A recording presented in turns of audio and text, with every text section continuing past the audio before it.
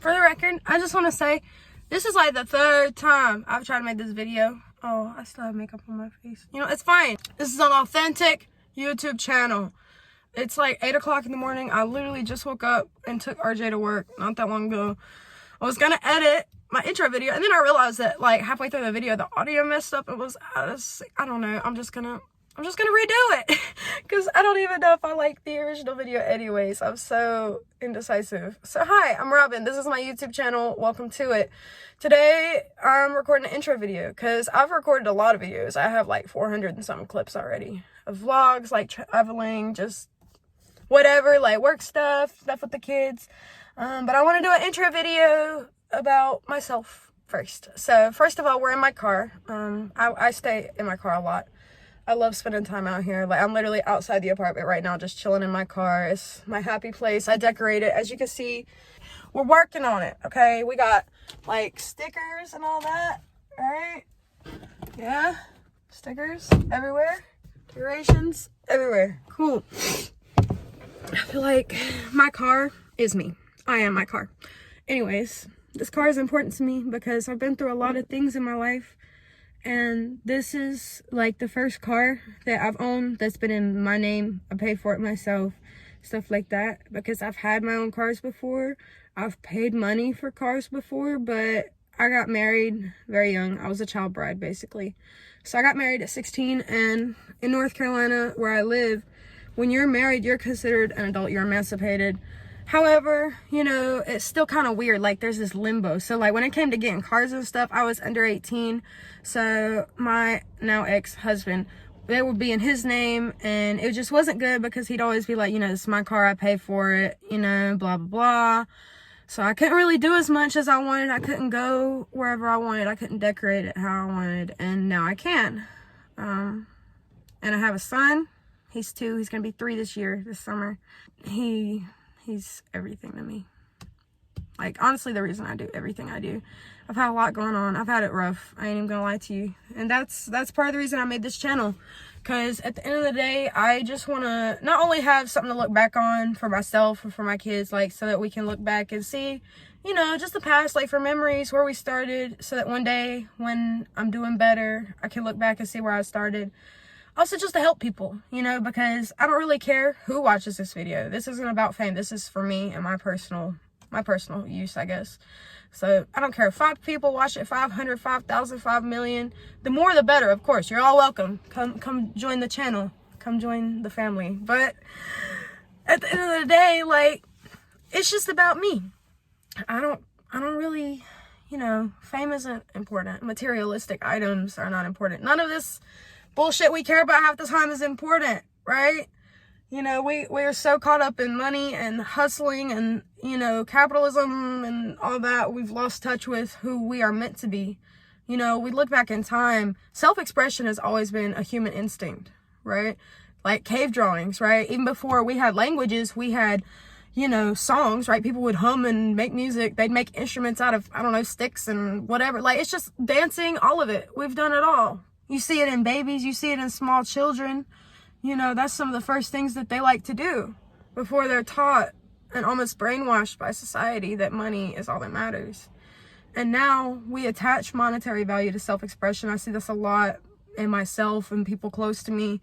I'm an artist. I've been an artist my whole life. And I say that literally, like, by the time I was 10 or 11 was when I told people I wanted to be an artist as a career. But even before that, I was very dedicated and I loved it a lot. I spent a lot of time doing it, practicing it. I had art supplies in my room my entire life. I had art desks pretty much my entire life since I was a small child. I had a designated drawing artwork area.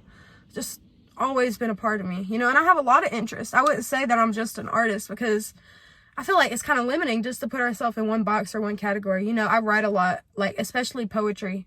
I started a book of poems when I was 12. That's when I started struggling very heavily with my mental health. And I had an amazing teacher that helped me a lot. And she realized that writing was something I was good at. And she pushed me to do that. She told me to write about things. And to this day, I still do it. I still have the whole book. Like, I can look back on my edit history in Google Docs. It was started in 2017. It's 2023 now. Oh no, it's 2024. Oh shit. That just tells you how my brain is going. Yeah, man, I feel old. I'm an adult. Sometimes that's hard to realize. Like, damn, I'm really 20. Like, I have a kid and a car and bills and responsibilities. It's not how I expected it to be when I was a kid. This is not anywhere near how I expected my life to go at all. At all.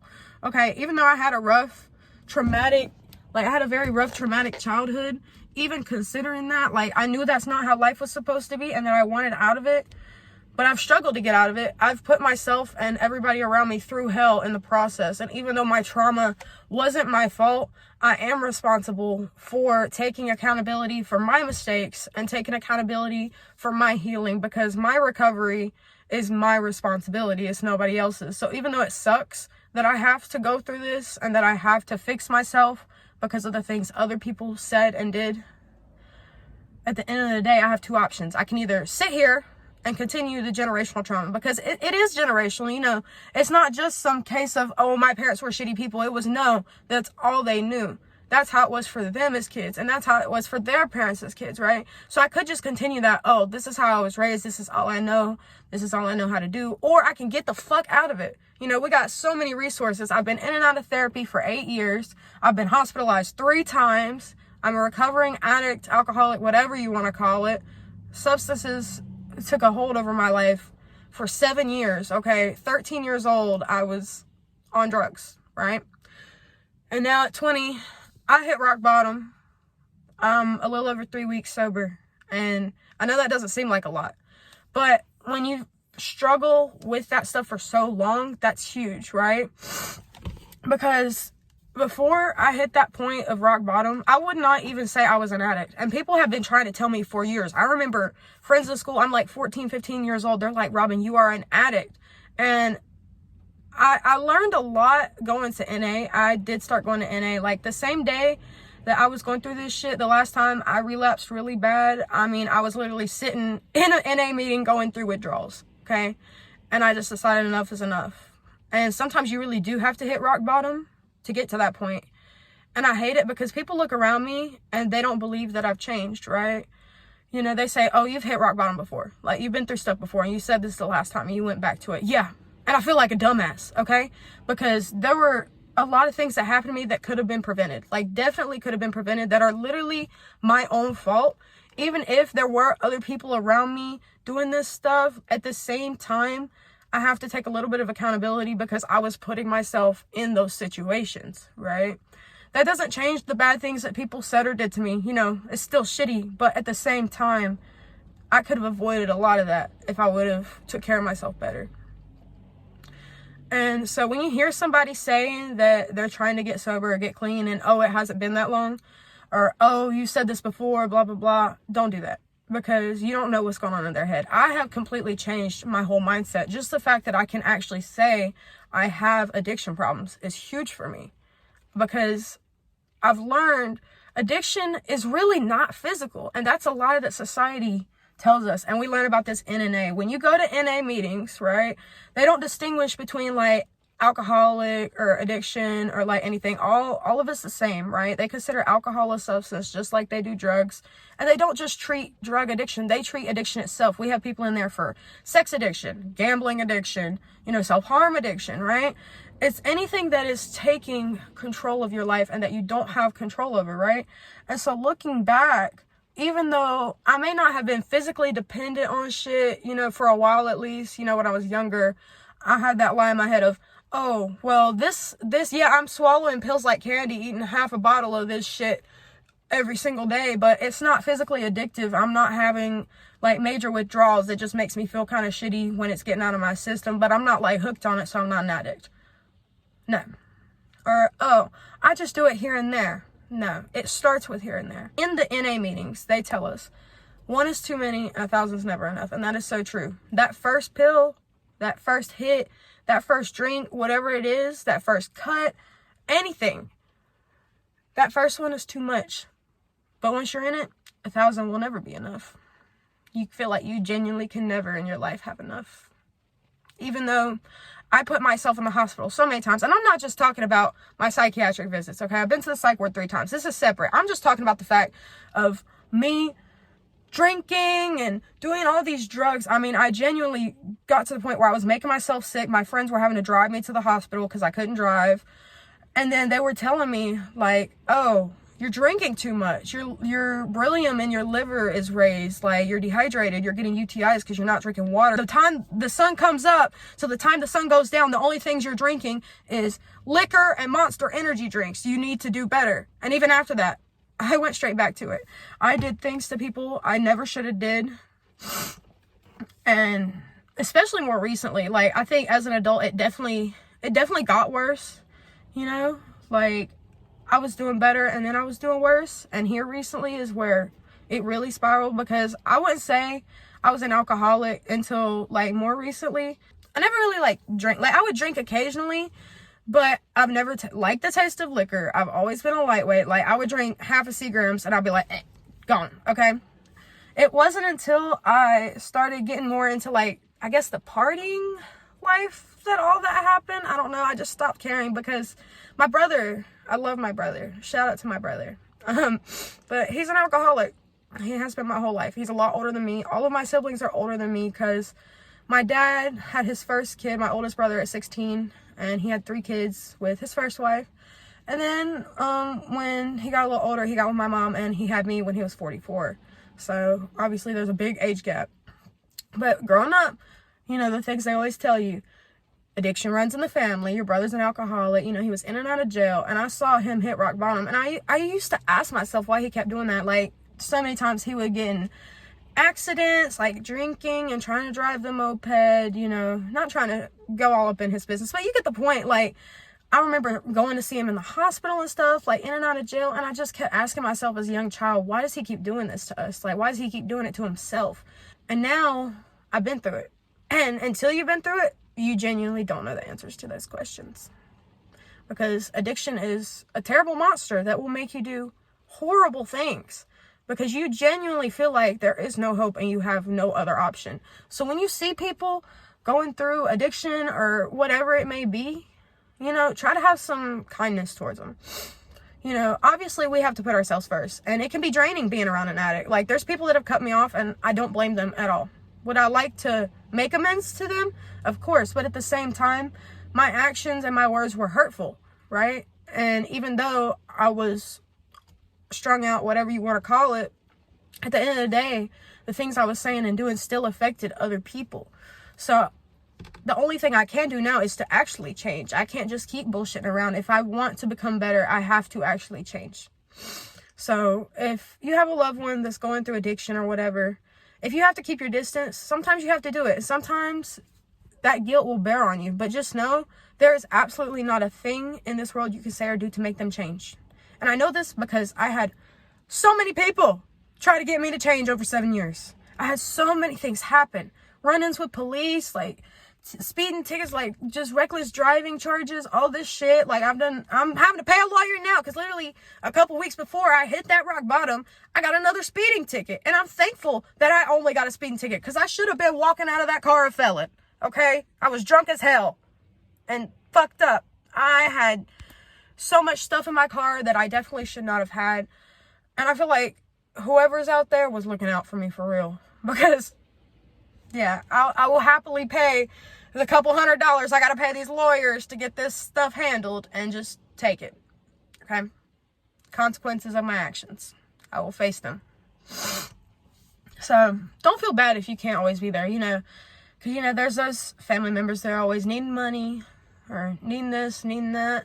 Help them as much as you can without hurting yourself. Let them know that you care. Let them know you love them, but also tell them, hey, until you get it together, I'm going to have to love you from a distance. But at the same time, don't judge them. Don't talk bad about them. Just know they don't want to be doing this. Like, getting high, I hate the feeling of being high. Like, every time that I would do pills and shit, I would think about, damn, this is going to suck, but fuck it. Like, literally, it sucks sometimes, but it's like your mind is so bad off and you just feel like life sucks so bad. My worst day sober is way better than my best day on substances. 100%. But it's a journey and a process to get there. Until you realize that, you just gotta go through it. I don't know, like, it sucks. It really sucks. Like, you know, if you want to try to help somebody, like I said, the best thing you can do is have compassion. You know, sometimes people just need people to talk to. Like, people think I'm crazy. If I see homeless people or like addicts on the street, I will sit and talk to them, because I know, like, sometimes they genuinely just need to fucking talk about what they're going through. You know, they need money. I don't care what you say it's for. I'm gonna give you a couple bucks. You know, you might spend it on food and drink, like you said. You might not. Whatever you need to get through it. It is what it is. I don't want to, obviously, you know, you don't want to be supplying people with stuff and like buying them drugs and stuff. That's bad. But at the same time, if I see somebody asking for help, I don't know what they need that money for. I don't know what they're going to use it on. But at the end of the day, it's all about, you know I did the right thing. Whether or not they spend it on the stuff that they said they're going to spend it on, that's on them. That's not on me. I gave them help when they asked for help. So that's how I look at it. And that's how I feel like everybody should look at it. So, yeah, I want to do a lot of things on this channel, man. Like, I really want to just dive into everything. I've got so many ideas. I've got daily vlogs, like, doing stuff with the kids, like, going to the park, like, my work events. You know, I have a marketing job that I do, along with my art business that I'm working on. You know, celebrity events, tours, concerts, like, all these things, music industry things. It's huge, and I love it. And I want to show it off, right? Like, I want to document it all. This is like an online video diary at this point. You know, I want to be able to share my works more, you know. I have a lot of stuff that I haven't shared, like my writing and stuff like that. And I feel like this would be a good place to share it and put it out there.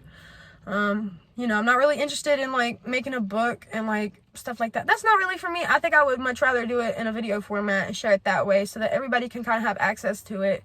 You know, I don't really care about the money. I want to help people, share my thoughts, my experiences.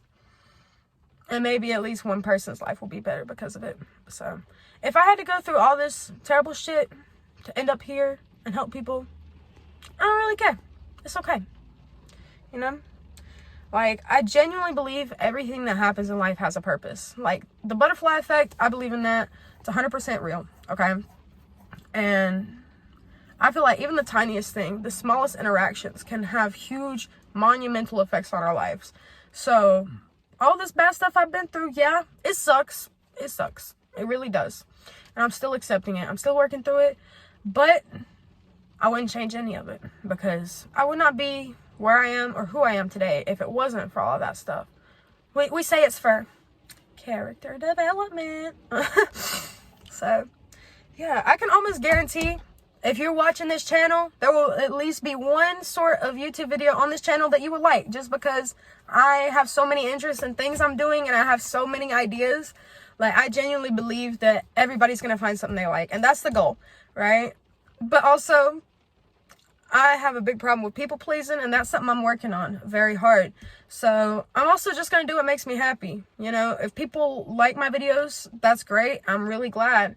But if they don't, that's okay. That doesn't mean that the stuff I'm doing is bad or wrong. It just means that, you know, we have different interests, and that's okay. Differences are important, and they make us unique. So, yeah. I guess that's my intro video. I'm really not that good at intro videos, to be honest. I feel like vlogging is kind of easier than just sitting here talking about myself and my life and how I ended up here and what I'm doing. But I hope you all enjoyed it. If you have more questions, I guess comment them below. We'll do a Q&A. Fuck it. Right? I have a lot of story times too, like all this crazy stuff that's happened in my life. Very interesting stories. Very, very interesting stories. So, yeah, I guess stick around and like, comment, subscribe. I guess that's what they tell people to do on YouTube. Yeah, I hope you all stick around. And thank you all for watching and letting me be myself.